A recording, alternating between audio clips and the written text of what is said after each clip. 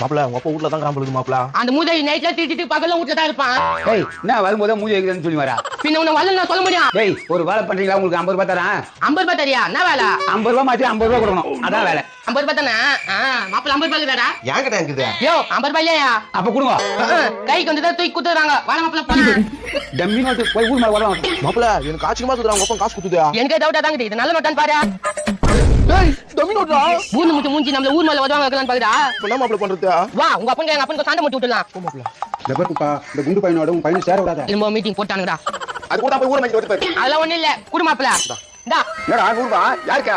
நீ 50 அவர் 50 எடுத்துங்க. தீபாவளி போனஸ். பரவாயில்லையா? நல்ல விஷயம் இருக்குதா? நோ வரனா மாப்பிள வரண்டா.